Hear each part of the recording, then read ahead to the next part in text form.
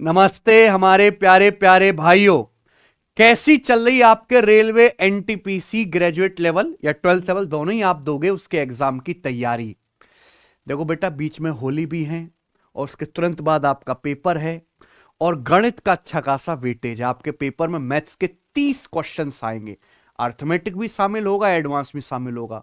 और कमाल की बात यह है कि हमें तो पहले से पता है कौन से सवाल आने वाले हैं, आप ही को नहीं पता। तो मैं इन एग्जाम पेपर के माध्यम से आपको यह बता रहा हूं कि रेलवे के पास बहुत लिमिटेड सवाल है, उन्हीं को वो कवर पन्नी बदल बदल के देता रहता है। तो हम रेलवे के लिए, एनटीपीसी के लिए डेडिकेटेड एग्जाम पेपर कर रहे हैं, लेकिन ये हर रेलवे के एग्जाम के लिए यूजफुल है। 3 हम ऑलरेडी कर चुके हैं और आज की क्लास में हम चौथा एग्जाम पेपर करेंगे। तो बच्चों, अभी जो रेलवे ने लेटेस्ट पेपर कराया है रेलवे ग्रुप डी 2025 का, जिसमें सबसे ज्यादा शिफ्ट हुई है, उसके भी काफी सारे क्वेश्चंस मैं इस एग्जाम पेपर में लिया हूं।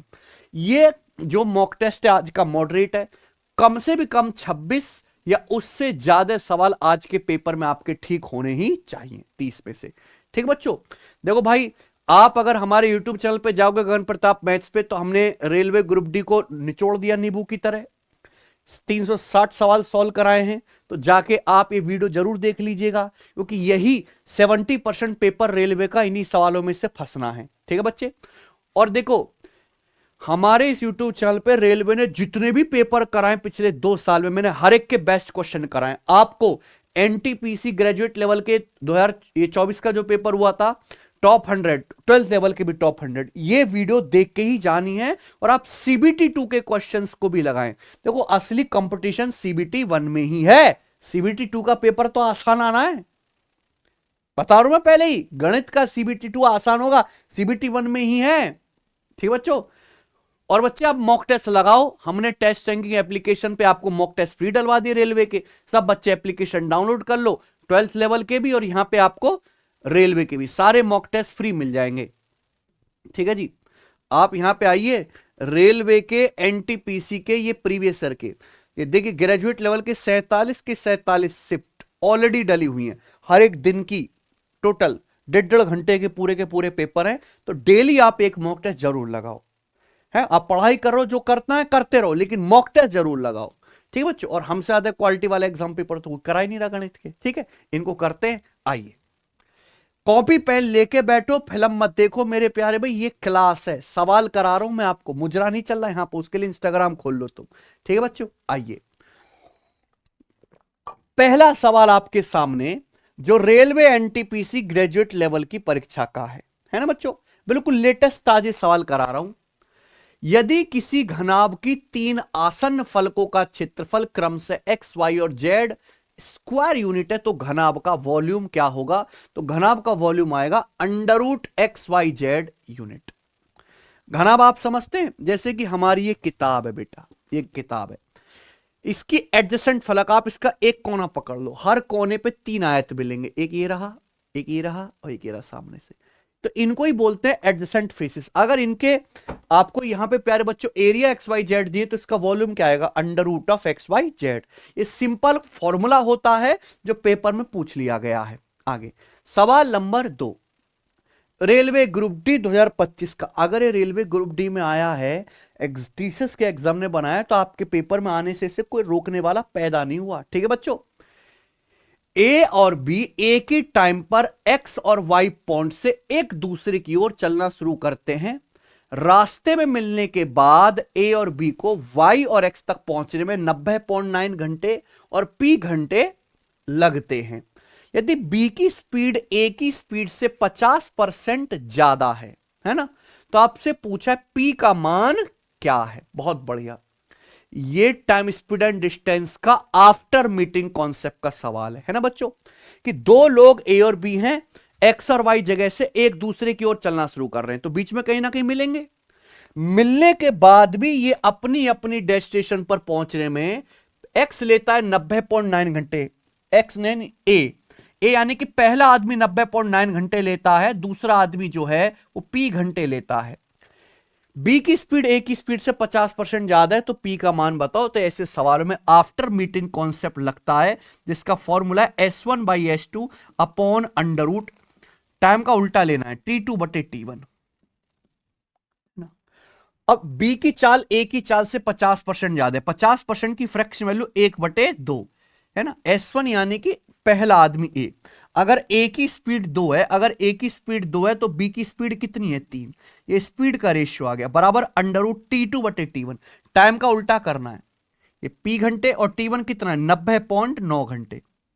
क्लियर है, आप बोलोगे हाँ जी सर। दोनों तरफ से स्क्वायर करेंगे, 2/3 का स्क्वायर 4/9 बराबर आएगा P/90.9। तो ये यहां से काट लेंगे, 9 से 90.9 10.1 बार, 10.1 की 4 में मल्टीप्लाई करेंगे ऐसे, तो पी की वैल्यू आएगी 40.4 घंटे। Option number A.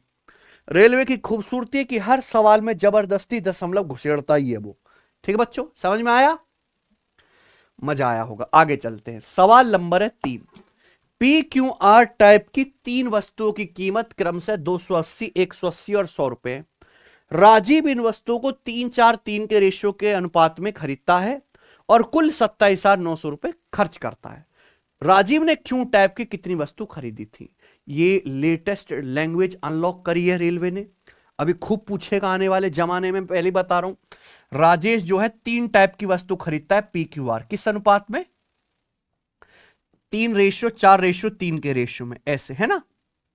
हमें नहीं पता पी कितनी खरीदी है, क्यू कितनी खरीदी, आर कितनी खरीदी है, लेकिन अगर पी की कीमत 280 रुपए पर वस्तु है, क्यू की कितनी है 180 रुपए पर वस्तु, आर की कितनी है 100 रुपए पर वस्तु, तो आपसे पूछा क्यू टाइप की कितनी वस्तु खरीदी, आप बताओ कितना पैसा खर्च कर रहा है। मान लो पी टाइप की 3 वस्तु खरीदी है तो 280 रुपए के हिसाब से कितना पैसा खर्च हो जाएगा 840। क्यू टाइप की वस्तु खरीदने पे कितना पैसा खर्च होगा 720। अगर आर टाइप की 3 वस्तु खरीदी है, एक का मान दाम 100 है तो 3 वस्तुओं पे कितना खर्च होगा 300। तो सभी वस्तुओं पर कुल मिलाकर कितना खर्च हो जाएगा ये बताओ, 800 और 700 1500 और 60, 1560 में 300 जोड़ूंगा तो आ जाएगा 1860 यूनिट। सभी वस्तुओं पर मिलाकर 1860 यूनिट खर्च होगा, जबकि सवाल के अनुसार कितना पैसा खर्च हुआ है 27,900 रुपए। बताओ कितने गुना है बच्चे, ये कितने गुना है, 1 0 से 1 0 कट जाएगा, बताओ कितने गुना है। अगर आप देखें तो ये पूरा का पूरा मेरे दोस्तों 15 गुना हो रहा है। 180 का 15 गुना 2700, 6 का 15 गुना 90, 15 गुना हो गया कि नहीं गोविंद जी। 186 का 180 प्लस 6 करो, 180 का 15 गुना 2700 और 6 का 15 गुना 90। तो अगर ये 15 गुना हो गया तो क्यू टाइप की कितनी वस्तु खरीदी है 4 यूनिट, तो 4 की वैल्यू भी 15 गुना आ जाएगी यानी कि 60। ये आंसर है। हालांकि आपको मैंने बहुत डिटेल में ऐसे लिख के बताया, आप यही सिंपल कैलकुलेशन करना शुरू कर देना कंप्यूटर पर टिप गई, ठीक है ना, ये लिखना नहीं है बच्चों आपको। आगे चलते हैं, तो बढ़िया सवाल है, यही लेवल है। बहुत से बच्चे कहते हैं कि सर टफ कराओ टफ कराओ, हाँ तो आप भी टफ जॉब करो ना बेटे, आप जाओ धुरंधर बनो पाकिस्तान में जाकर टफ काम करो, आपके पेपर में तो यही आएगा, यही ना हुआ पेपर में यही टफ लगे। यदि a plus B plus C 20 है, a square plus B square plus C square 152 है, तो a cube plus B cube plus C cube minus 3abc का मान ज्ञात कीजिए। बताओ, ये ऑप्शन है a cube plus B cube plus C cube minus 3abc का कौन सा फॉर्मूला है इन दोनों के टर्म में, a plus B plus C और a square plus B square plus C square के टर्म में। बहुत कम बच्चों को पता होगा, मैं बता देता हूं, लिख लीजिए। A cube plus B cube plus C cube minus 3abc का formula 1/2 A plus B plus C into thrice of A square plus B square plus C square minus A plus B plus C का whole square. ये formula है A cube plus B cube plus C cube minus 3bc का। इन दोनों में 4 फॉर्मूले होते हैं बेटे इसके, है ना, चारों याद होने चाहिए। अब यहां पे वैल्यू रख दो, a plus B plus C की जगह 20 रख दो, 20 का आधा 10 into A square plus B square plus C square की जगह 152 रख दो, तो 152 का 3 गुना कितना आ जाएगा 456 minus A plus B plus सी कितना है 20, 20 का वर्ग 400, तो 456 माइनस 156, 56 गुणा 10 560 इस सवाल का आंसर है 560। ऑप्शन नंबर डी वाला सही है, ठीक है ना बच्चों। चलिए आगे चलेंगे। जब से सवाल आएगा तो पेपर में स्ट्रेटिव फॉर्मूला आपको लिखना नहीं है, ये आपको याद होना चाहिए, है ना। ये तो मैं आपको समझा रहा हूं और मैं सवाल में फॉर्मूला भी बता देता हूं, इसलिए मैंने लिखा। ठीक है, आओ। 6200 के प्रिंसिपल पर एनुअली रूप से कंपाउंड होने वाले 20% ब्याज की दर से 2 साल में प्राप्त मिश्रधन ज्ञात कीजिए। आपके सामने 4 ऑप्शन है। रेलवे ग्रुप डी 2025 का सवाल है। आपको प्रिंसिपल दिया 6200 रुपए, ब्याज की दर दी है 20% पर एनम, बोला 2 साल बाद अमाउंट क्या होगा। 20% एक स्टैंडर्ड रेट है। आप बताओ, अगर ब्याज की दर 20% पर एनम है तो 2 साल में कितना सीआई मिलेगा? 20 और 20 का सक्सिव 44% है कि नहीं गोविंद जी? 20 + 20 + 20 गुणा 20 पर, इसको पता होना चाहिए। तो 2 साल में प्राप्त मिश्रधन क्या होगा? अगर आपका प्रिंसिपल 6200 रुपए है, 2 साल में आपको 44% ब्याज ही मिल जाएगा। 100% पे 44% ब्याज, तो अमाउंट कितना आ जाएगा? 144%। 100 में 44 जोड़ देंगे, ये आ गया। परसेंटेज से 2 जीरो खत्म। This is my calculation. और 2 चौक 8, एंड में यूनिट डिजिट 8 आएगा। ये आंसर नहीं है। 2 आंसर में फंस गए। 144 में आता है 9, तो आंसर 9 का मल्टीपल होगा। 9 9 2 8 10, ये 9 का मल्टीपल नहीं है, ये आंसर आएगा डी। 9 8 तो 10 8 18, ये 9 से कट रहा है। ठीक है जी, ओके।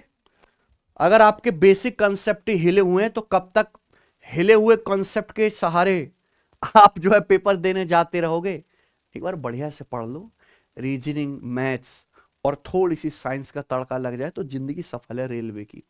रेलवे का पेपर बहुत आसान है, नौकरी लेनी भी बहुत आसान है, लेकिन एक बार अच्छे से सिलेबस करो जल्दी, और उसके बाद खूब प्रैक्टिस करो, लेटेस्ट सवालों को ही बार बार लगाते रहो। वो मैं यूट्यूब पे करवा रहा हूँ। बेसिक से पढ़ना है तो सिलेक्शन वे एप्लीकेशन पर रेलवे फाउंडेशन बैच, ये आप ज्वाइन कर सकते हैं। सारे ही सब्जेक्ट, हम सारे ही टीचर्स, लाइव क्लासेस, 5 महीने का कोर्स, कंप्लीट रेलवे के एग्जाम की तैयारी आपकी हो जाएगी। ठीक है बच्चों, ज्वाइन कर सकते हैं। सवाल नंबर 6, 5 मीटर लंबाई 3 मीटर चौड़ाई वाले एक आयताकार पानी की टंकी में 1.5 मीटर की गहराई तक पानी भरा है। The area of wet surface, गीले पृष्ठ का क्षेत्रफल ज्ञात कीजिए। यह बढ़िया सवाल है गोविंद जी, है कि नहीं? बताओ। थोड़ा सा लॉजिक है, मैं ये नहीं कह रहा कि टफ है, थोड़ा सा लॉजिक है। मान लो ये आयताकार टंकी है ना, ये एक आयताकार पानी की टंकी है। ठीक है बच्चे, अब ये जो है 5 मीटर तो लंबी है, 3 मीटर ये चौड़ी है ना। अब इसमें हम पानी भरते हैं, मस्त इसमें आज ब्लू है, पानी पानी करते हैं, तो इसमें हम पानी भरते हैं 1.5 मीटर की गहराई तक। ये हमने इसमें पानी भर दिया। तो जब ये पानी भरेगा तो जहां पानी होगा उतनी सतह को पानी गीला कर देगा। तो पूछा है उस गीली सतह का क्षेत्रफल क्या होगा, बताइए। ऐसे पानी भरा हुआ है, ये वेट सरफेस आपको बताना है। बताओ जी कैसे निकलेगा ये वेट सरफेस? बहुत से बच्चे इसमें गलती कर देंगे। तो ये जो पानी है केवल 1.5 मीटर की हाइट तक ही है ना, तो ये भी जो पानी है ये भी तो एक तरह का रेक्टेंगुलर टैंक ही बन गया, ये भी तो रेक्टेंगल ही टैंक बन गया। तो पानी क्या करेगा? चारों दीवारों को गीला करेगा और नीचे की पैंदी को, नीचे की सतह को यहां गीला करेगा, बेस को। छत को तो नहीं कर पाएगा, पूरा थोड़ा ना भरा हुआ है। आए ना बात समझ में? मजा आएगी नहीं? तो यानी कि इसका जो वॉल्यूम होगा, ये सरफेस एरिया होगा, वो क्या आएगा? Twice of L + B × H, जो क्या आएगा? चारों दीवारों का यानी कि चारों ओर का, प्लस बेस का एरिया यानी कि L × B। ये होगा गीले पृष्ठ का एरिया। ठीक है बच्चों, तो ट्वाइस ऑफ L + B कितना आएगा? 5 + 3 8, हाइट कितनी है? 1.5, और L × B कितना आएगा? 5 × 3 15, तो कितना आ जाएगा मेरे भाई? 3 × 24 + 15 39, 39 मीटर स्क्वायर गीला सरफेस एरिया होगा। Option number B. बढ़िया सवाल है। ठीक, ये चित्र नहीं बनाना, इतनी अंडरस्टैंडिंग होनी चाहिए कि दिमाग में कर पाओ, केवल आपको वैल्यू रखनी है। 8,442 रुपए को एस, बी और सी के बीच इस प्रकार बांटा जाता है कि अगर उनके हिस्सों में से 7 रुपए, 73 रुपए और 68 रुपए डिडक्ट कर लिए जाएं, तो अब उनके पास जो पैसा बचेगा वो 6 7 16 के रेशियो में होगा। तो बी और सी के पास जो ओरिजिनल राशि थी उसका क्या बताना है, डिफरेंस। बी और सी के शेयर का क्या बताना है बेटे, डिफरेंस। बताओ 8,442 रुपए है ना, उसको 3 लोगों के बीच बांटा, एस, बी और सी के बीच। हमें नहीं पता एस को कितना शेयर मिला है, हमें यह भी नहीं पता बी का शेयर कितना है, हमें यह भी नहीं पता सी का शेयर कितना है, नहीं पता ना। लेकिन पैसा इस तरीके से बांटा गया कि अगर एस के हिस्से से 7 रुपए कम कर लो, कितने, 7 रुपए, बी के हिस्से से 73 रुपए कम कर लो, यही है ना, और सी के हिस्से से 68 रुपए कम कर लो। तो अब एस, बी और सी के पास जो पैसा बचेगा उसका रेशियो होगा 6:7:16। तो बी और सी के जो ओरिजिनल हिस्से हैं उनका क्या बताना है, डिफरेंस। भाई हम तीनों के बीच में टोटल कितना पैसा बांट रहे हैं, 8,442 रुपए। हमने तीनों से कुल कितना पैसा कम कर लिया, 73 और 7 80, 80 और 68 148। हमने तीनों के हिस्सों से 148 रुपए कम कर लिया, यानी कि अब तीनों के पास जो पैसा बांटा गया है 6-7-16 के रेशियो इतना होगा ना। तो 148 कम करना है, पहले 142 कम कर लो, कितना आ जाएगा 8300, फिर 6 और कम कर लो, है ना कि 8294, 8294 रुपीज। तो ये तीनों के पास टोटल पैसा होगा, लेकिन किस रेशियो में, 6-7-13 के रेशियो में। तो 6-7-13 और 16 29, तो 29 यूनिट की वैल्यू ही 8294 रुपीज के बराबर, यही है ना बच्चों, क्लियर है। आपसे एक्चुअली में पूछा है बी और सी के ओरिजिनल शेयर का डिफरेंस। तो बहुत से बच्चे यहां पे बी और सी का शेयर निकालेंगे, फिर ओरिजिनल शेयर निकालेंगे, फिर घटाएंगे, है ना। तो डायरेक्ट अटैक करो ओरिजिनल शेयर पे, यूनिट में कैलकुलेशन करो। बी का शेयर 73 रुपए कम करने के बाद कितना है, 7 यूनिट। तो बी का जो ओरिजिनल शेयर होगा वो 7 यूनिट से 73 रुपए ज्यादा होगा कि नहीं, क्या मैं कह सकता हूं। सी का शेयर 68 रुपए कम करने के बाद 16 यूनिट, यानी कि सी का ओरिजिनल शेयर 16 यूनिट से 68 रुपए ज्यादा होगा। ऑब्वियसली सी का शेयर क्या है, ज्यादा है बी से, C is more, B is less. तो यानी कि इनके शेयर का डिफरेंस क्या आएगा, सी में से बी का शेयर घटा दो, 16 में से 7 घटाएंगे कितना आएगा, 9 यूनिट। और 68 में से ये 73 घटाएंगे कितना, है ना, ये सी का शेयर है, इसमें से अब बी का घटाओगे तो 68 में से 73 घटाना पड़ेगा, है ना, सी में से बी घटाने, तो माइनस का। हालांकि आप ये देख सकते हैं कि जो भी आंसर आएगा उसका डिजिटल सम 4 होगा। ये 9 यूनिट है, 9 का मल्टीपल, डिजिटल सम 9 - 5 4। तो 4 डिजिटल सम वाला डायरेक्ट आंसर, कुछ भी ना करता सीधा क्या चेक करता, 4 डिजिटल सम हो जाएगा ना। 2 6 8 तो 10 4 14, 5 हो गया 9, 6 5 11 2 13, 4 हो गया डिजिटल सम। 7 2 9, 6 4 10, 1 हो गया डिजिटल सम, 5 4 9, ये 4 हो गया डिजिटल सम। 2 ऑप्शन में फंस गए, कौन से ऑप्शन में फंस गए, सी में, और 6 5 11 2 13 भी 4 होता है ये भी। तो बेटा सॉल्व तो करना पड़ेगा, लेकिन 2 ऑप्शन हट गए। तो आप बताओ 29 की वैल्यू 8294 रुपीज है, कितने गुना, 29 दूनी 58, 58 के बाद कितना बचेगा मेरे प्यारे भाई, 58 के बाद आपका बच जाएगा 24, है ना, 249, 249 हो गया। तो 249 हो गया तो कितनी बार चला जाएगा मेरे प्यारे भाई, ये आपका चला जाएगा 8 बार, 29 8 232, 249 था तो कितना बचा 17, तो 29 छिक्का, है ना, 29 छिक्का 174। तो 1 यूनिट की वैल्यू 286 रुपीज है। तो 9 यूनिट की वैल्यू क्या आएगी बच्चों, ये 9 यूनिट है ना, 9 यूनिट की वैल्यू आएगी 9 गुणा 286 रुपीज, और उसमें से क्या घटाएंगे, 5 रुपए माइनस कर लेंगे। ये बी और सी के शेयर का क्या आ गया, डिफरेंस। तो 9 छिक्का 54, 14 - 5 9, एंड में 9 आएगा इकाई अंक, यानी कि आंसर क्या है, ये ऑप्शन। तो बढ़िया सवाल है और रेलवे में इस टाइम वायरल हो रहा है। ठीक बच्चों, बहुत सारे सवाल आए हैं, करना है आपको। किसी डेटा के मोड और मीडियन का रेशियो 11:9 है, तो इस डेटा के मीन और मीडियन का रेशियो बताओ। यही है बच्चों सवाल। देखो मीन मीडियन मोड में एक ही रिलेशन है, वो है इंपेरिकल फॉर्मूला, मोड बराबर thrice of median minus twice of mean, ये फॉर्मूला है ना। अब आपको यहां पर रेशियो दिया है, रेशियो पूछा, कोई एग्जैक्ट वैल्यू तो पूछनी तो कोई दिक्कत नहीं। सवाल में क्या दिया है, डेटा का मोड अगर 11 यूनिट है तो मीडियन कितना है 9, वैल्यू रख दो। मोड 11 है तो मीडियन कितना है 9 रखेंगे, 9 तिया 27 माइनस ट्वाइस ऑफ मीन। तो मीन कितना आएगा 27 माइनस 11 16/2 8, या क्या। तो अपन लोग कह सकते हैं कि सॉल्व करने पर माध्य यानी कि मीन 8 आ गया और मीडियन कितना है 9, यानी कि मीन और मीडियन का रेशियो हो गया 8:9। कौन सा ऑप्शन है, कोई दिक्कत तो नहीं, समझ गए ना। तो रेशियो से ही ये सवाल आपको सॉल्व कर लेना है। आगे चले, मजा आ रहा है तो लाइक कर देना वीडियो को। सवाल नंबर है आपके सामने 9। चतुर्भुज एबीसीडी की भुजाएं AB 9 है, BC 12, CD 14, DE 13, चारों भुजाएं दे दी। ऑर्डर में लिया गया ABC 90 डिग्री है, तो इस क्वालिटल का एरिया बताइए। Very very important type.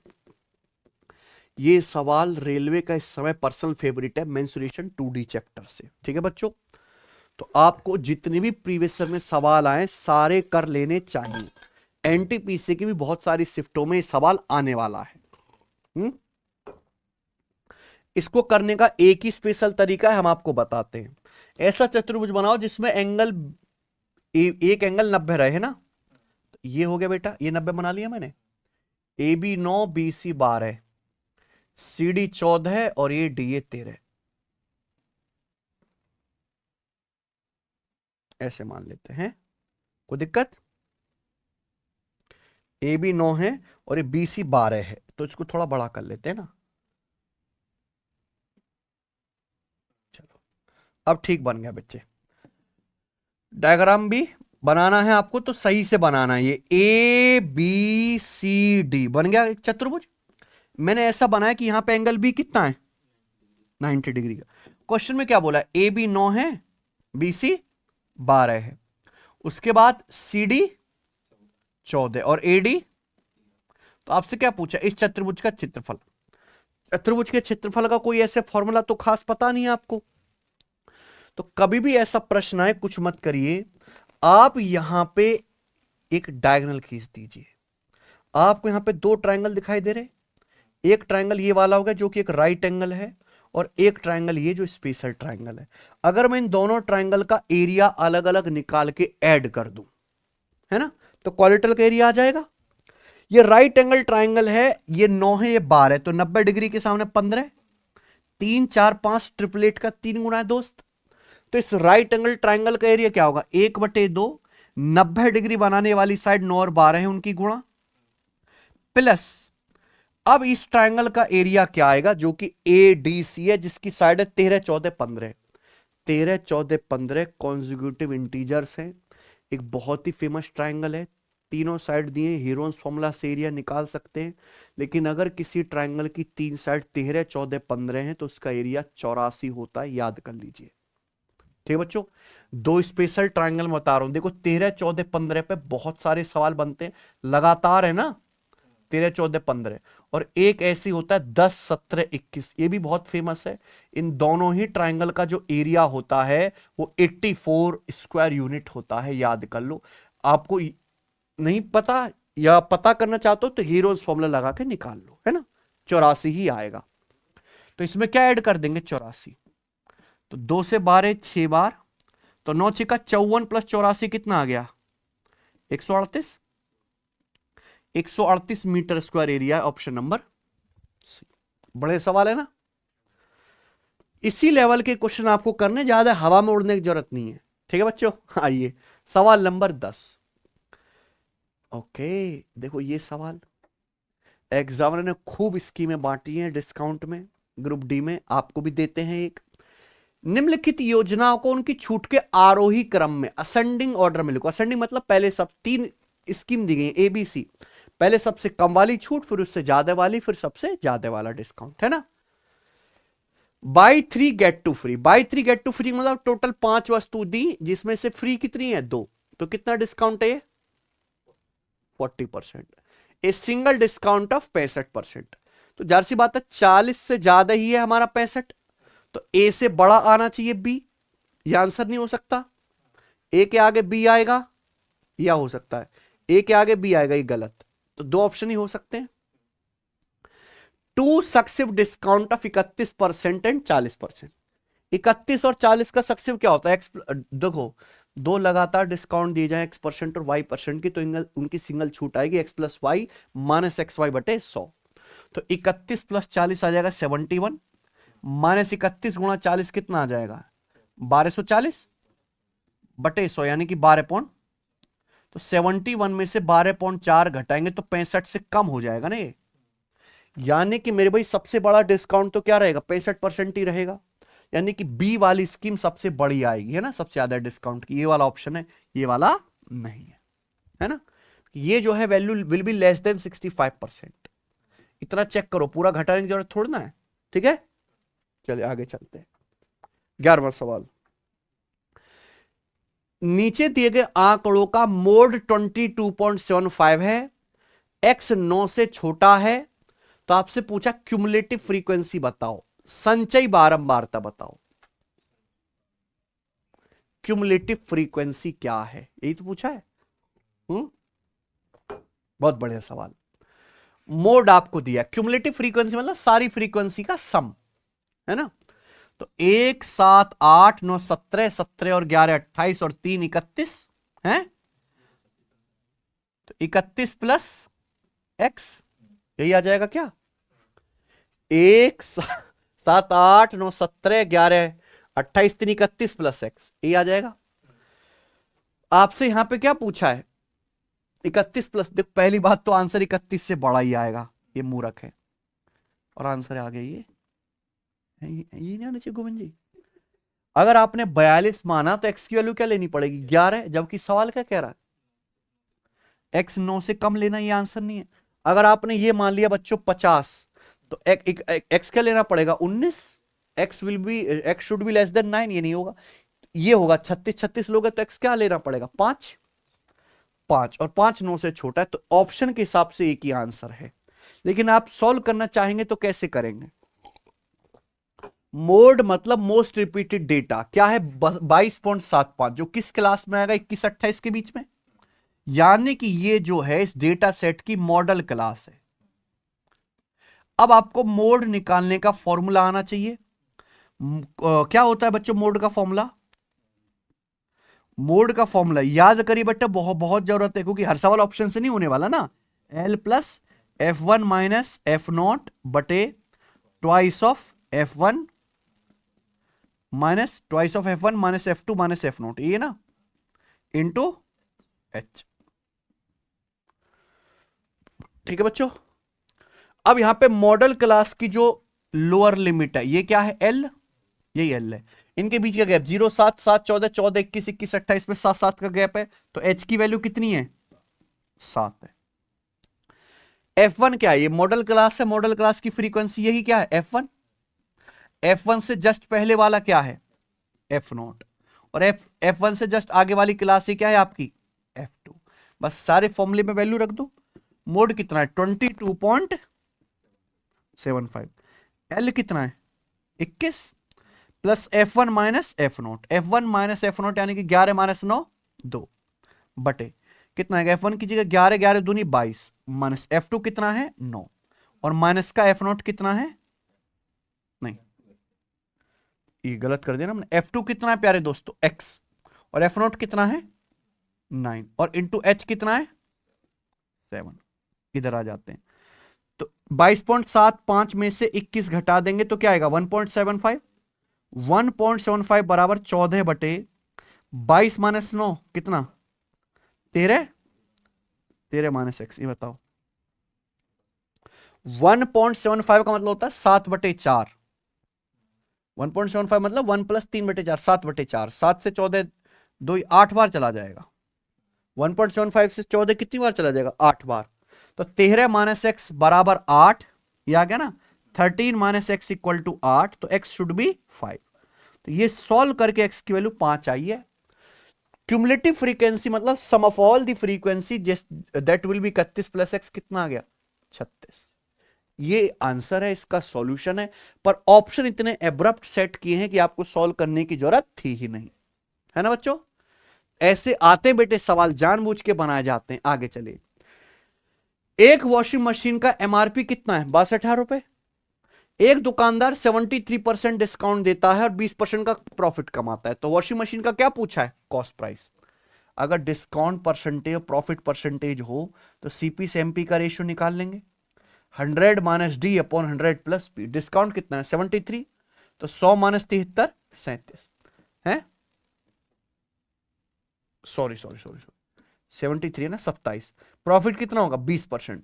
100 plus 20 120। ये तो कट भी गया, 3 से कट गए 9 बार और ये 40 बार। ये सीपी से एमपी का रेशियो आ गया। वॉशिंग मशीन का कॉस्ट प्राइस जो भी रहे 9 का मल्टीपल तो कन्फर्म आएगा, है ना। 9 का मल्टीपल कौन सा है? 9 6 3 9 6 1 7 ये नहीं है। 8 1 9 4 5 9 9 का मल्टीपल है। 8 1 9 4 3 7 ये नहीं है। 9 5 3 8 1 9 ये है। दो ऑप्शन में फंस गए, लेकिन आप आसानी से चेक कर सकते हैं कि 40 की वैल्यू कितनी है।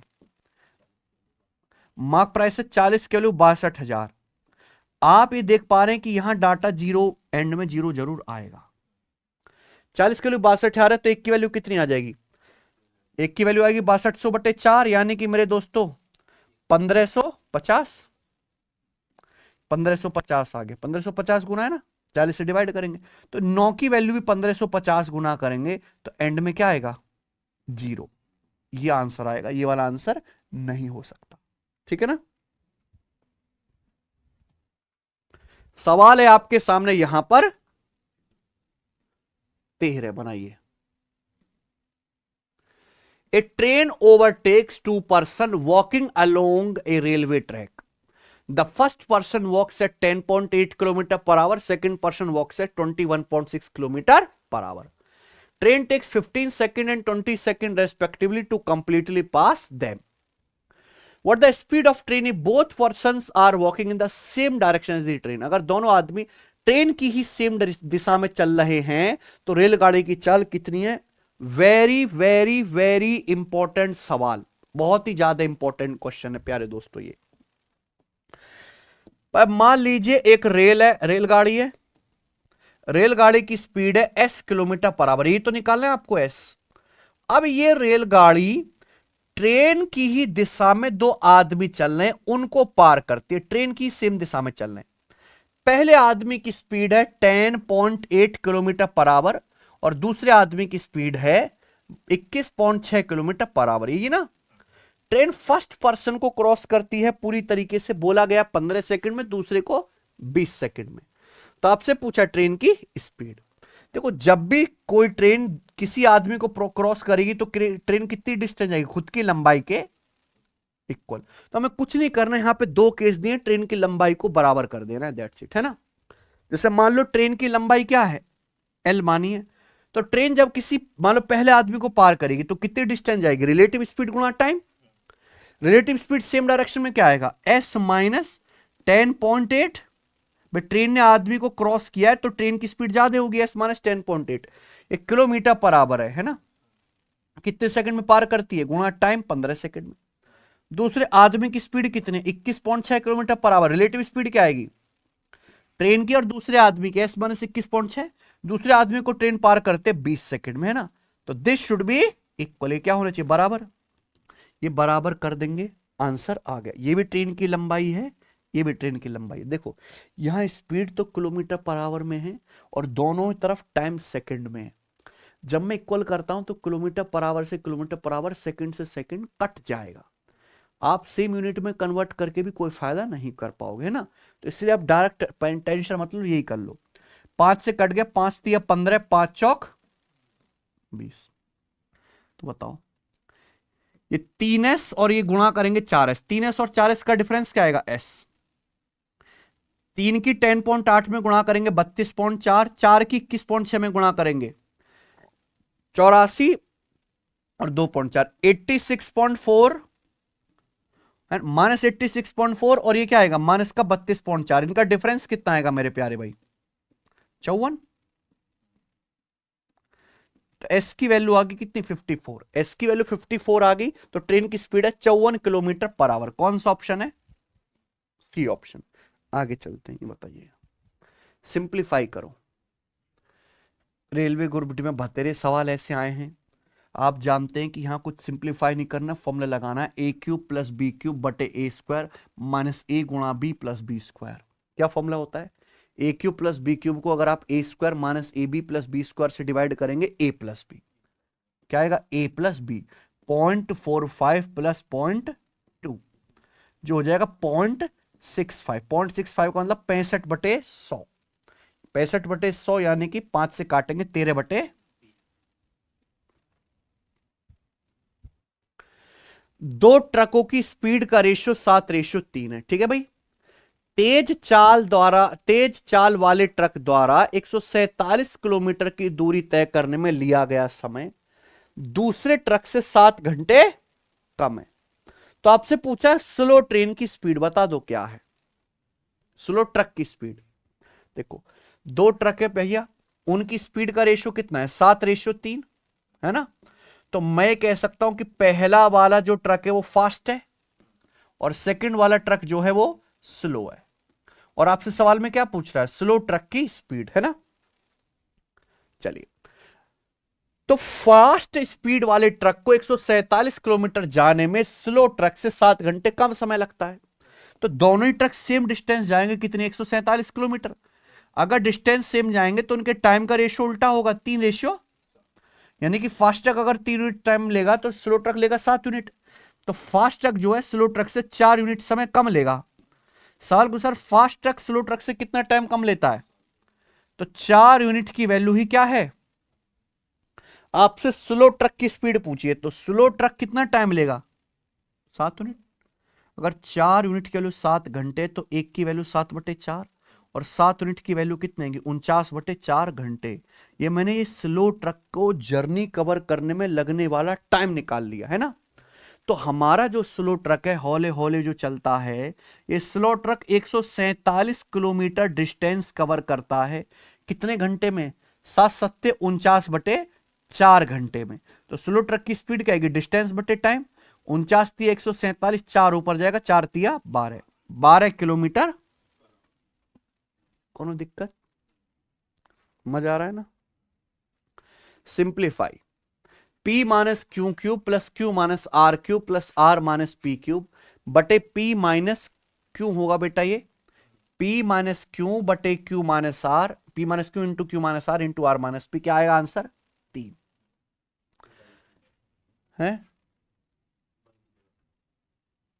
हाँ बताओ बच्चों, कौन सा कंसेप्ट लगाया हमने यहां पे? हमने यहां पे सिंपल अलजेब्रा का कॉन्सेप्ट लगाया कि अगर a plus B plus C 0 है, अगर a plus B plus C 0 है तो a cube plus B cube plus C cube बराबर 3abc। अगर यहां पे आप ऊपर देखेंगे डेटा तो ये p minus Q, Q minus R, R minus P, इनको तीनों को ऐड करके क्या आ रहा है? 0 आ रहा है ना। p से p कट जाएगा, माइनस क्यू से क्यू, माइनस आर से आर।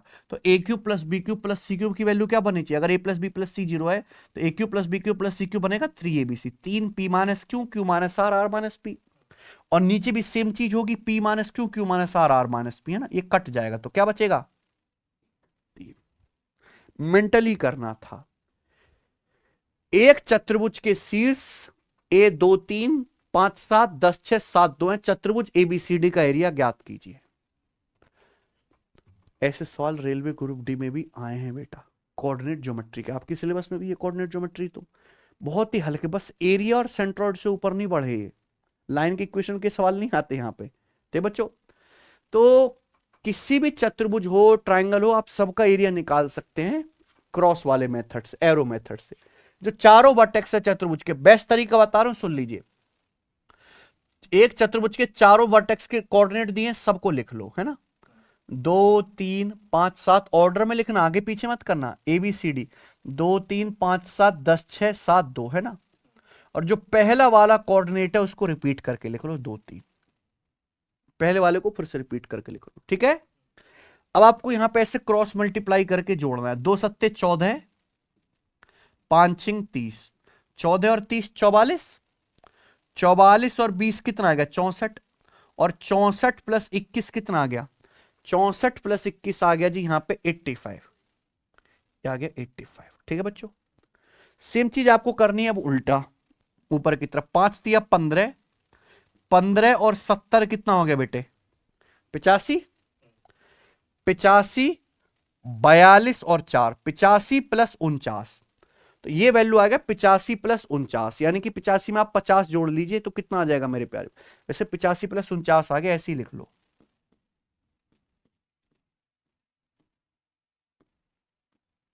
है ना, सही किया आपने। 7 दूनी 14, 14 प्लस 30, 14 प्लस 30 44, 44 और 20 64, 64 और 21 85, ऐसे देखें 5 दिया 15 और 70 85, 42 और 4 49, कोई दिक्कत। अब आप इनका डिफरेंस करके क्या कर दीजिए,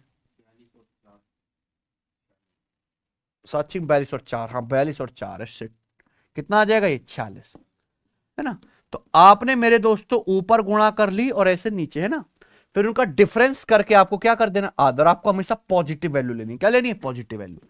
तो कट जाएगा, क्या आएगा 23, 46 का हाफ 23 स्क्वायर यूनिट आ जाएगा, ऑप्शन नंबर बी 17 हो गया। आगे चलेंगे। किसी पार्किंग लॉट में कुल 28 कारें हैं और मोटरसाइकिल हैं।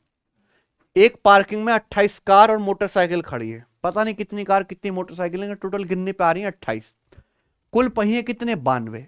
कुल कितनी कार हैं, ये वही है, 2 पैर और 4 पैर वाले जानवर, जानवर ही तो हैं। मोटरसाइकिल के 2 पहिया और कार के 4 पहिया। आप यहां पे एलिगेशन लगाते हैं, ब्रेक करते हैं, एक्स वाई भी मान सकते हैं, पर डायरेक्ट ट्रिक है। पहिए यानी कि लेग्स कितने, 92, जानवर यानी कि कुल वाहन कितने, 28। तो 4 पैर वाले जो जानवर होंगे यानी कि कार, कार के तो 4 पहिए होते हैं ना, कार की संख्या निकालने का डायरेक्ट शॉर्टकट है L/2 minus H, L/2 minus H. क्या रख दो यहां पे, L की जगह 92, 92 बटे 2 46 माइनस एच कितना है 28, तो 46 माइनस 28 कितना आ जाएगा 18, ऑप्शन नंबर सी। तो 18 कार हैं और 10 मोटरसाइकिल होंगे, है ना। चलिए, एक ट्रायंगल की साइड 102, 154 और 80 सेंटीमीटर है, ठीक है बच्चों। बताओ 154 सेंटीमीटर वाली भुजा की संगत एल्टीट्यूड क्या होगा, यानी कि 154 सेंटीमीटर वाली साइड पर अगर हम हाइट खींचे तो हाइट कितनी आएगी, सवाल है, बताओ बच्चों। ये भाई ये भी बहुत ज्यादा आया है अब, है कि नहीं। मान लो कि जैसे ट्रायंगल है, ट्रायंगल मान लीजिए, ABC नाम भी दे दो चलो इसको, ठीक है। हालांकि पेपर में इतना माहौल आपको बनाना नहीं है, मैं आपको समझाने के लिए कर रहा हूं। तो इस ट्रायंगल की यहां पे 3 साइड है, 102, 80 और 154। 154 को मैंने नीचे बनाया क्योंकि सवाल क्या पूछ रहा है, 154 सेंटीमीटर वाली साइड पर सामने वाले वर्टेक्स से लंब डालेंगे, हाइट डालेंगे AD, तो आपको ये AD की वैल्यू बतानी है, यही है ना। तो देखो जैसे आप यहां पे परपेंडिकुलर डालेंगे, एक्चुअली 2 राइट एंगल ट्रायंगल बनेंगे ना, एक ADC एक ADB। तो इस हाइट AD की वैल्यू 80 से भी कम होगी, 102 से भी कम होगी, दोनों हाइपोटेनस से कम होगी, बेसिकली 80 से कम होगी, 80 से कम होगी, यानी कि ये वाले ऑप्शन आंसर या तो 15 है या 48 है। अब जिस पे भी सेट होगा, यानी कि जिस पे भी ट्रिपलेट, देखो इतने फोके फोके आंसर है, यानी कि कोई ना कोई ट्रिपलेट सेट हो रहा है, जिस पे भी ट्रिपलेट सेट हो जाएगा वही क्या होगा। तो मान लीजिए अगर मैं ये 48 मान लेता हूं गोविंद जी, है ना, 48 पे मुझे लग रहा है, तो बताओ ये कितना आ जाएगा फिर, किससे चला गया, 16 से, 16 × 48, 16 × 5 = 80, 16 × 4 = 64, 3 4 5 का ट्रिपलेट है, 3 4 5 का 16 गुना। तो अगर ये 64 आया तो यहां से यहां तक BD कितना आ जाएगा 90। तो ये 48 ये 90 क्या 102 बनेगा, 48 90 102 किससे कट रहा है, 6 से, 6 से 48 8 बार, 6 से 90 15 बार, 6 से 102 17 बार, 8 15 17 का ट्रिपलेट है, 6 गुना कर रखा है, सेट है माल एकदम। यानी कि क्या आंसर है ना, 15 तो पॉसिबल ही नहीं है वैसे, है ना, पूरा बता दिए। हालांकि इसका बेसिक मेथड क्या है कि जैसे ट्रायंगल की तीनों साइड दी है ना, कोई सवाल हो जिसपे ऐसे ना हो बेटा इंटीजर तो कोई ट्रिपलेट ही ना बन रहा हो, है ना, आंसर अप्रोक्स में हो। तो आप इस ट्रायंगल एबीसी का क्या निकालिए, एरिया। ट्रायंगल एबीसी की तीनों साइड दिए 102, 80, 154, हीरोज फॉर्मूला से एरिया निकाल लेंगे। और एरिया बराबर क्या होता है, 1/2 बेस गुणा हाइट। अब बेस क्या मानो, बीसी, बेस बीसी 154, 154 के ऊपर आपको हाइट निकालनी है एडी, खत्म, इक्वल कर दो एरिया को। हेरोस फॉर्मूला से एरिया निकालो और इसको 1/2 बेस गुणा हाइट से इक्वल कर देंगे। ये बेसिक मेथड है। रमन की इनकम है 68,800 रुपए। वह इनकम के 18.5% की बचत करता है ना। रमन की इनकम में 17% की वृद्धि होती है, खर्चे में 25% की वृद्धि होती है। बचत कितनी चेंज हो जाएगी ना, इंक्रीज डिक्रीज बताना है, सेविंग में कितना चेंज आएगा और आंसर बताना है रुपीज में, परसेंटेज में नहीं, है ना। अगर आप ऐसे कर लो कि सेविंग में कितना परसेंटेज चेंज आया फिर रुपीज में कन्वर्ट करो तो इट विल बी लेंदी, है ना। तो डायरेक्ट आप अटैक करो किस पे, सेविंग्स पे, रुपीज में। आप बताओ सेविंग होता क्या है, बचत क्या होता है, इनकम माइनस खर्चा। आप इनकम भी बढ़ा रहे हैं, खर्चा भी बढ़ा रहे हैं, तो बचत में परिवर्तन आएगा। कैसे, सेविंग में कितना चेंज आएगा, कैसे निकालेंगे भाई, इनकम कितनी बढ़ाई गई, खर्चा कितना बढ़ाया गया, दोनों को घटा दो, क्या आ जाएगा, सेविंग में चेंज आ जाएगा कि नहीं।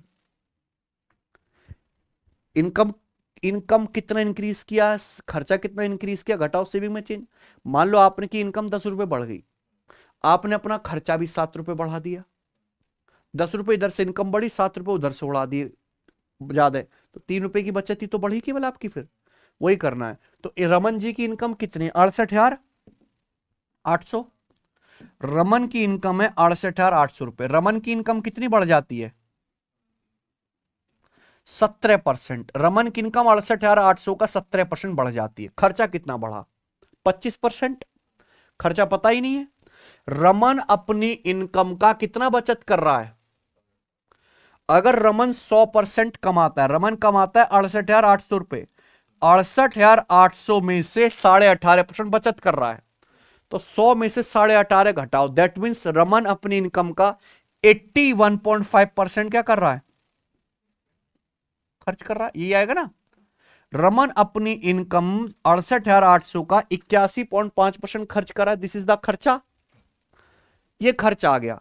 अब रमन का खर्चा कितना बढ़ जाता है भाई साहब, रमन का खर्चा 25% बढ़ जाता है, खर्चे का 25% बढ़ गया, यही है ना बच्चों, कोई दिक्कत। तो सेविंग कितनी बड़ी होगी, इनका डिफरेंस। तो यहां से 68,800 तो कॉमन ही आ जाएगा, है ना बच्चे। या आप ऐसे कह सकते हैं कि परसेंटेज से 2 जीरो और यहां परसेंटेज से ये 2 जीरो कट गया, है ना। तो आप बताओ ये 688 तो कॉमन ही आ गया, ब्रैकेट में क्या बचा, माइनस, ये क्या बचा, 81.5% गुणा 25, है ना। 25% हो गया 1/4, 25% माने 25% माने 1/4, तो 81.5 का 4 आ गया। तो 80/4 यानी कि 20 से तो बड़ा आएगा, यानी कि ये निगेटिव हो जाएगा, 70 में से 20 घटाएंगे, answer will be in negative, यानी कि बचत क्या हो गई, घट गई है। यही बात है, कोई दिक्कत तो नहीं, आप बोलोगे नहीं। और एंड में यूनिट डिजिट आएगा 5 है, नहीं 5 नहीं, ये तो 8 है ना, आ भी सकता है कि नहीं। 81.5 का 4 करना, 80 का 4 क्या आएगा 20, और ये 1.5 है, 1.5 का 4 आएगा 0.375, यही आएगा ना। तो 20.375 यही है ना। तो ये आ जाएगा प्यारे दोस्तों, यहां पे 688 इंटू 17 में से अगर 20.35 घटा दे तो माइनस का 3.375, 375 मतलब होता है 3/8, ये आएगा। ठीक बच्चों, क्लियर है। आप बोलोगे हाँ जी सर बिल्कुल सही, बिल्कुल झार सी बात है कि 5 तो कतई नहीं आएगा एंड पे, है ना। आंसर क्या है, डी। ठीक है भैया, 8 8 16 6 22, ये मल्टीपल भी क्या, ये 3.375, 3 3 6 7 13 5 18, 9 का मल्टीपल भी आएगा, तो 2 2 4 2 6 3 9, बिल्कुल सही है ना। 8 3 24 3 27, 9 का मल्टीपल एक ही ऑप्शन है, यही है ना, बाकी तो है भी नहीं शायद, डी ऑप्शन आंसर है। मैंने पूरा डिटेल में बताया। आप यहीं भी सिंपल डिजिटल सम लगा सकते थे ना, यहीं पर डिजिटल सम लगा सकते थे। कैलकुलेशन भी कोई मुश्किल नहीं है ये, ठीक है ना बच्चों।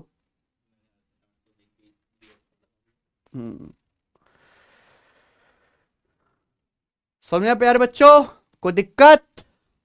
आगे चलते हैं, अगला सवाल। सवाल है 21। एक क्लास के 32 बच्चों की एवरेज उम्र कितनी है? क्लास के 32 बालक, एवरेज उम्र 21 साल। अगर टीचर की उम्र भी शामिल कर ली जाए तो पूरे ग्रुप की एवरेज एज कितनी हो जाती है? 22 साल। टीचर की एज क्या है? अगर क्लास में 32 बच्चे हैं, उनकी एवरेज एज 21 साल है। अगर 21 साल का ही टीचर आ जाए एवरेज पे कोई फर्क नहीं पड़ेगा, लेकिन टीचर आते ही एवरेज उम्र 22 साल होगी। 21 से क्या हो गया एवरेज? 22, एवरेज 1 साल बढ़ गया, यानी कि टीचर 21 साल से ज्यादा उम्र का होगा। 32 बच्चे थे, टीचर और आया, लोग हो गए 33, एवरेज 1 साल बढ़ गया 33 लोगों का, यानी कि टीचर अपने साथ 33 साल एक्स्ट्रा लाया है। तो 21 से 33 ज्यादा टीचर कितने का है? 54 साल का। ऑप्शन नंबर बी आंसर है ना? बढ़िया सवाल। चतुर्भुज पी क्यू आर एस में एंगल आर और एस के समद्विभाजक पॉइंट टी पर क्वाड्रिलेटरल के अंदर मिलते हैं। Angle S T R 42.5 degree है, ठीक है। पी और क्यू का रेशियो 8:9 है। क्यू और पी के मापों में डिफरेंस बताओ। देखो, एक चतुर्भुज के 4 एंगल होते हैं पी क्यू आर एस, उसमें 2 एंगल पी और क्यू का क्या दिया है? रेशियो। आपको पूछा इनका डिफरेंस, क्या आएगा डिफरेंस? 8 और 9 का 1 यूनिट, 1 यूनिट की वैल्यू पूछिए। इसी डायग्राम नहीं बनाना बेटा, आर और एस के समद्विभाजक पॉइंट टी पर मिलते हैं। देखो, चतुर्भुज के आर और एस क्या है? लगातार एंगल, आर के बाद एस आएगा। अगर किसी भी क्वाड्रिलेटरल में 2 लगातार एंगल के बाइसेक्टर खींचे जाए, आर और एस के बाइसेक्टर, आर और एस के बाइसेक्टर कहां पे मिलते हैं? टी पर।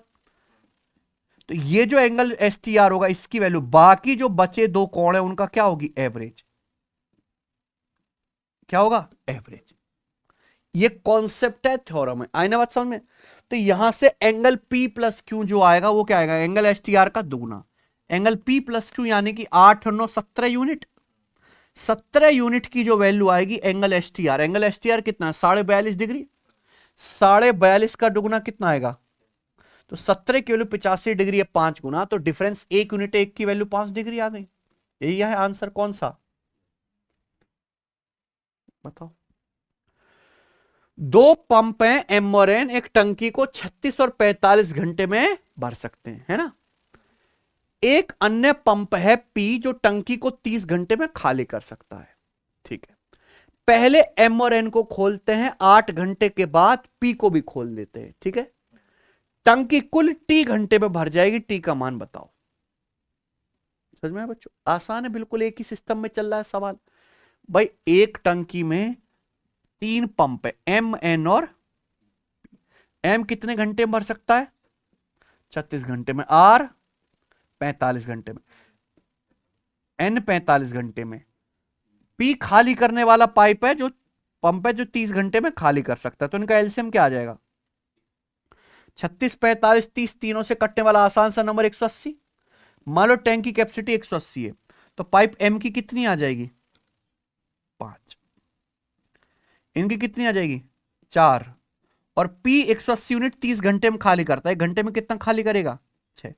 तीनों की एफिशिएंसी आ गई। स्टार्टिंग में हमने एम और एन खोला, पाइप एम और एन खोला कितने टाइम के लिए? 8 घंटे के लिए। एम और एन 1 घंटे में कितना भरते हैं? 9।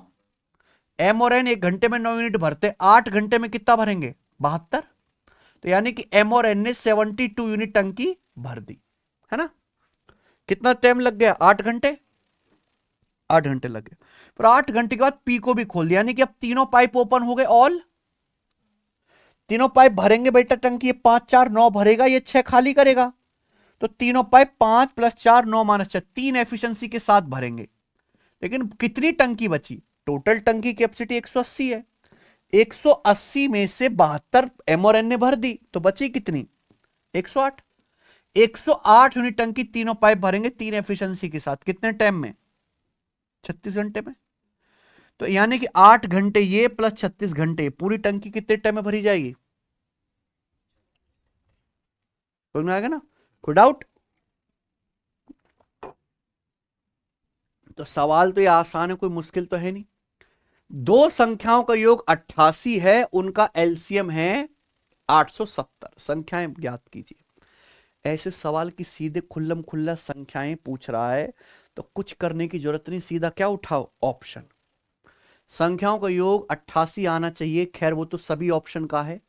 एलसीएम 870 होगा, 870 में आता है 29, 29 ते 87, तो किसी ना किसी संख्या में 29 जरूर आएगा।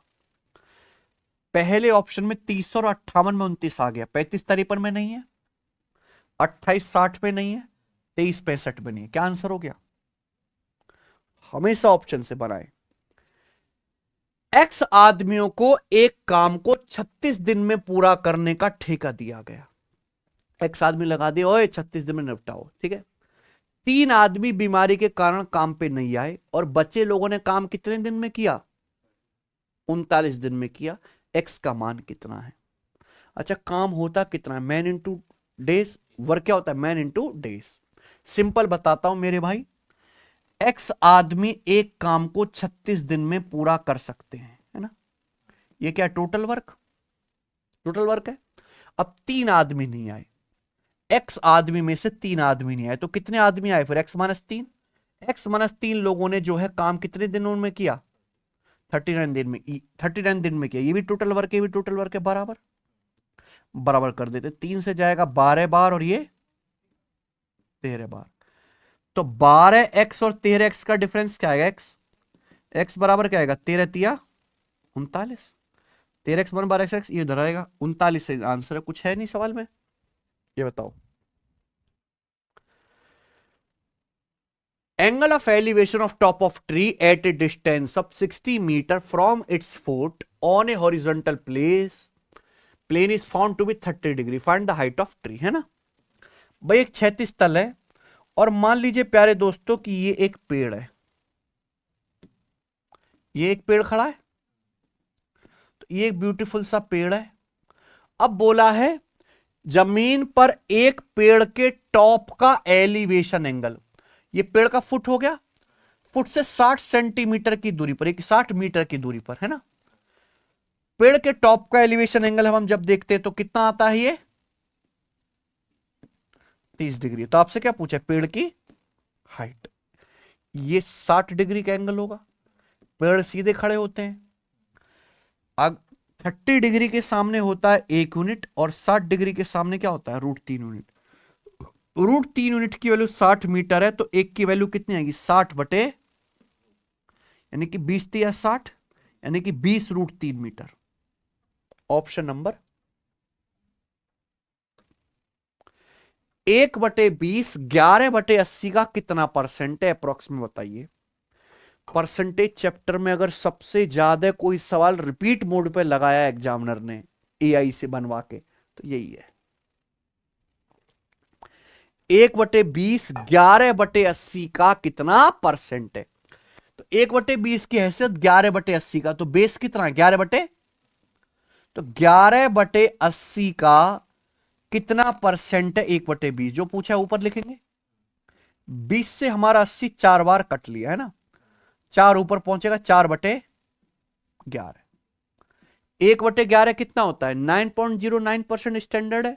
4/11 9.09% का 4 गुना 36.36। That's it. ठीक है जी, आगे चलिए। आयत ABCD के अंदर कोई पॉइंट P है, अगर PA 87 है, PB 12 है, PC 96 है, PD की लंबाई बताओ।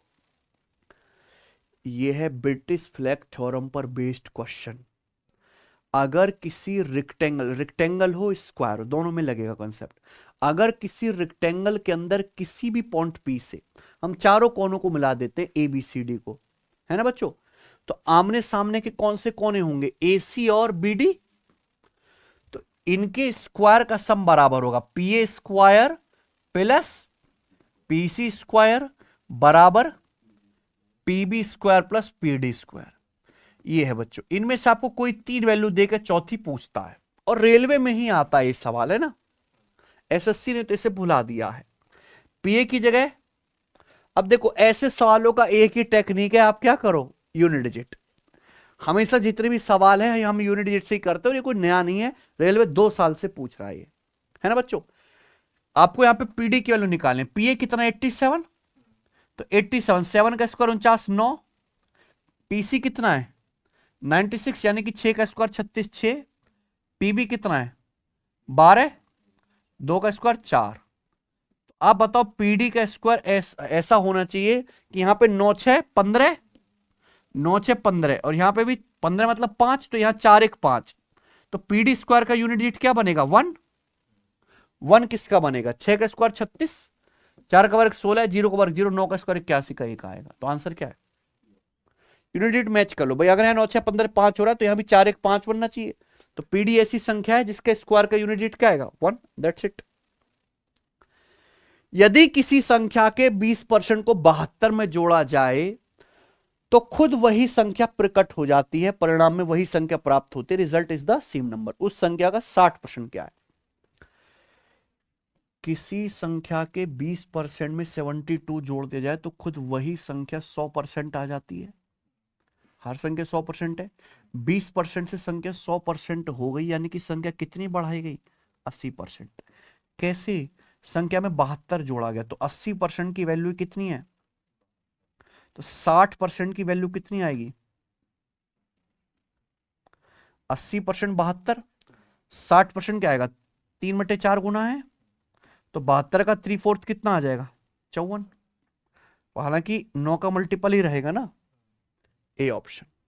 ये बताइए सवाल नंबर 30, आखिरी सवाल टेस्ट का, ठीक है। 2 पाइप ए और बी मिलकर एक टंकी को 8 घंटे में भरते हैं। अगर उन्हें अलग अलग खोला जाए तो बी को टंकी भरने में ए से 12 घंटे ज्यादा लगेंगे। ए द्वारा टंकी को अकेले भरने में लिया गया समय बताओ। देखो 2 पाइप हैं दोस्त, ए और बी, है ना। ए और बी मिलकर एक टंकी भर सकते हैं 8 घंटे में। अगर अकेले खोला जाए तो बी को टंकी भरने में ए से क्या 12 घंटे ज्यादा लगते हैं। बी अकेले टंकी भरने में ए से 12 घंटे ज्यादा लेता है। तो ये क्या दिया, इनके टाइम का डिफरेंस। तो आपसे पूछा है ए टंकी को भरने में अकेले कितना समय लेगा। तो एक तो तरीका है एक्स मान के, कि माना ए एक्स घंटे लेता है तो बी कितना लेगा एक्स प्लस 12। फिर यहां से आप एफिशिएंसी को बराबर करोगे, तो वो तो इक्वेशन सॉल्व करनी पड़ेगी। लेकिन हम हमेशा ऐसे सवालों को कैसे बनाते हैं, ऑप्शन से, है ना। तो दोनों का कॉम्बिनेशन बड़ा प्यार आ रहा है 8 घंटे। अगर मान लो ए 16 घंटे ले रहा है तो बी लेगा 28 घंटे।